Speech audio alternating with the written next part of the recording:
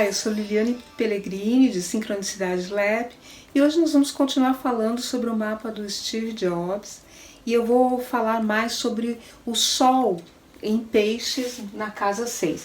Então muita gente não reconhece o Steve Jobs como pisciano pelo fato dele ter uma lua em Áries, que é extremamente empreendedora, que é combativa, né?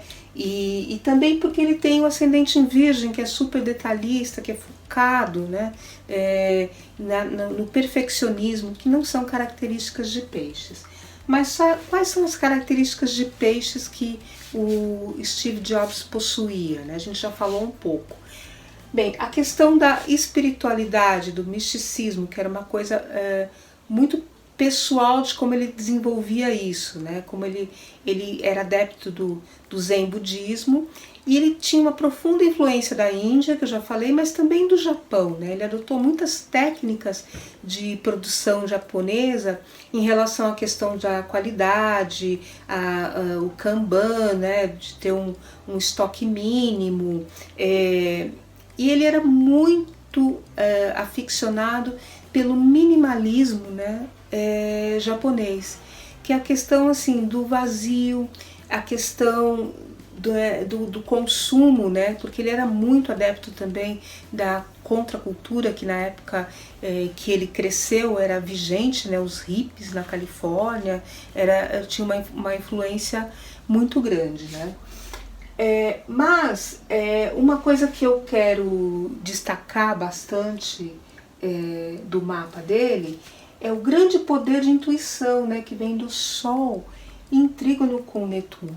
Então ele tinha uma intuição exacerbada, e isso parece que fazia com que ele identificasse aquilo que iria dar certo no sentido de um lançamento de produto, e também que ele não precisasse muito de pesquisas, né? Ele não fazia pesquisas, porque como ele trabalhava com a inovação extrema, ele falava assim, se perguntarem por Ford o que as pessoas querem, elas vão dizer que querem cavalos mais rápidos, e não é por quê? Porque ele está trabalhando com questões que ainda não estão no imaginário popular, então por isso que ele não acreditava nas pesquisas, mas ele acreditava sim que ele conseguia se conectar com as necessidades, né, do seu público. E também ele era um excelente vendedor, isso não é muito comum nos piscianos, mas ele tinha uma grande lábia para as vendas. Provavelmente isso se dá também pelo fato dele usar esse Saturno na terceira casa de uma forma construtiva, né? E ele tinha o Mercúrio em Aquário, que está exaltado. Então talvez essa lábia das vendas venha desses aspectos. E o Netuno também está bem aspectado com o Plutão, né? Que reforça essa questão da intuição. Por que eu estou falando tanto do Netuno? Porque o Netuno é regente do Sol, ele é muito importante, né? E ele está envolvido num grande aspecto aqui, que quando o Jobs começa a acionar esse aspecto, na minha opinião, ele traz todo aquele impulso de criatividade, aquele poder de transformação, né? De transformar algo num produto. É interessante também porque o Sol pisciano do Jobs, eu já falei que ele participava de retiros, né?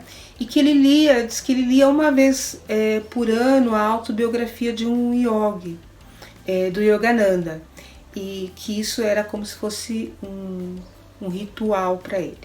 Ao mesmo tempo, o Jobs era extremamente sensível, né? Ele não era um peixinho, né, de cardume, ele estava mais para um tubarão, porque às vezes as pessoas esquecem que existem dois peixes, o signo de peixes é duplo, né?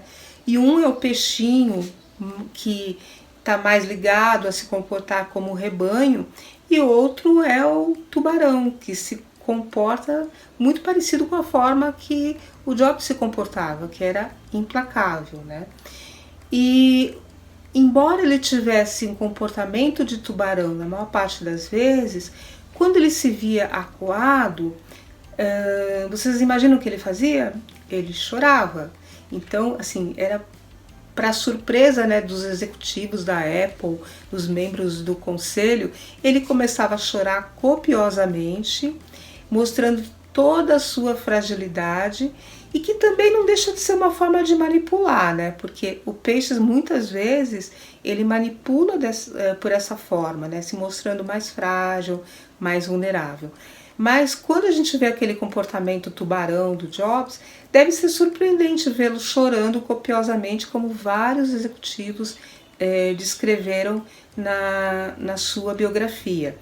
Por quê? Porque geralmente ele é retratado como uma pessoa fria e implacável, mas que quando se via acuado, como por exemplo quando ele teve que sair da Apple, ele chorava. Quando ele tinha que conquistar alguma coisa junto ao conselho, que ele acreditava muito, ele também chorava. E esse é um traço bastante pisciano, né? De transbordar as emoções, né? Tanto a intuição como essa questão de transbordamento emocional. Então por hoje é só. Nos acompanhe nas redes sociais, Liliane Pellegrini, sincronicidadelab.com.